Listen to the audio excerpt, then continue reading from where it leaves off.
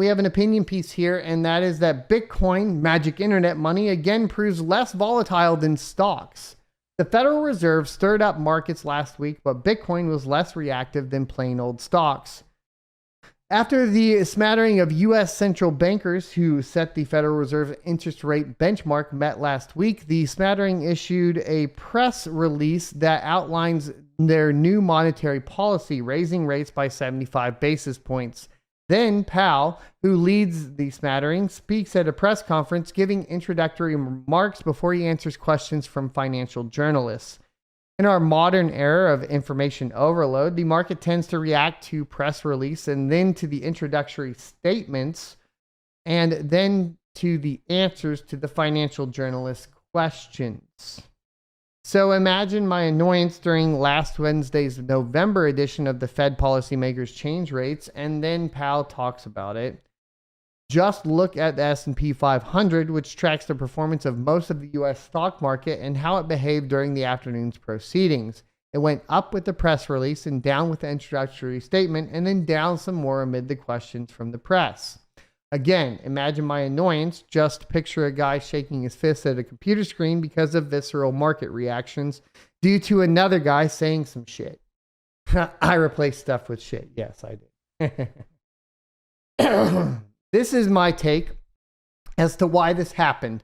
The market was looking for any signal of the slowdown of interest rate hikes Powell hinted at a few rate hikes ago, and it found that in the press release. But when Powell started talking, markets reinterpreted what they just heard, especially because of this comment. Quote, at some point, as I've said in the last two press conferences, it will become appropriate to slow the pace of increases as we approach the level of interest rates that will be sufficiently restrictive to bring inflation down to our 2% goal. There is significant uncertainty around that level of interest rates. Even so, we still have some ways to go, and incoming data since our last meeting suggests that the ultimate level of interest rates will be higher than previously expected. He was then later asked about lag effects, and Powell dropped the bombshell about it being premature to talk about a rate hike pause. The S&P 500 puked. What's more, the S&P 500 got whipped around even more than Bitcoin, the famously volatile magic internet money. The Fed press release came at 2 p.m. Eastern. The S&P's gain peaked at 0.7% about half an hour later, but it ended the day drawn down by 2.3%. Meanwhile, Bitcoin peaked at a post-Fed press release gain of 1.3% and ended with a 1.5% loss.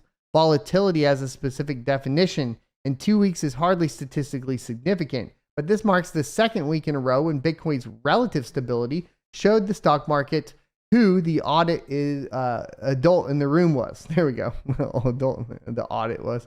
Bitcoin isn't volatile anymore. Is it high time we throw out all our models? I've been waiting a long time to write this and actually mean it from a market's perspective at least. But Honey Badger really doesn't care. The Honey Badger being an endearing term Bitcoiners use to describe Bitcoin. In the last 2 weeks, we've seen the Fed signal a willingness to keep raising rates to get inflation down, a hot jobs report, and general macroeconomic uncertainty that pushed both the S&P 500 and the NASDAQ 100 and other U.S. stock market proxy down. Meanwhile, Bitcoin rose. I know this could change easily overnight, but for the time being, it looks like Bitcoin is shrugging off the uncertainty.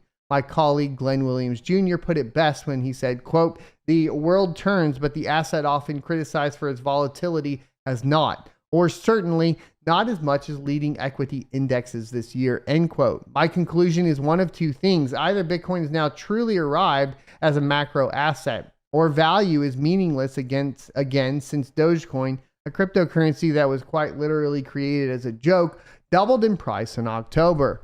And here's the deal. A lot of people look, I got to tell you guys a couple things. First of all, because this is a lot to unpack, right? We talked about it a little bit in the beginning, but I do think we are starting to see Bitcoin mature as a macro asset, specifically as a macro asset that is intended to do something intentional, which is act as a reserve currency against, basically other fiat currencies and other assets. And I think we're starting to see that play out. I think we are seeing it hold a lot closer to its traditional halving cycle than anybody could have predicted, right? Especially in the current market, and especially over the past 6 months as it's traded sideways for such a long time. And I do think that that is an overall net positive for cryptocurrency in general. But we also have to talk about the elephant in the room, which is the Dogecoin statement that he makes here.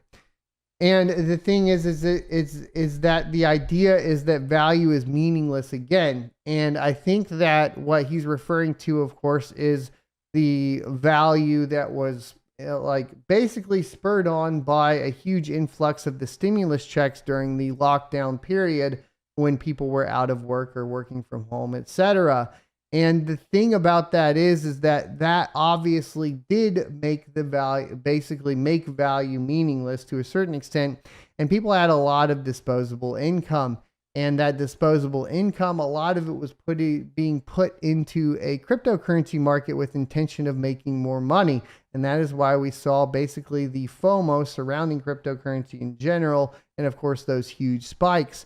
And I think that that is going to be a very unique position for cryptocurrency over its history that we will look back on and say, wow, that was pretty crazy.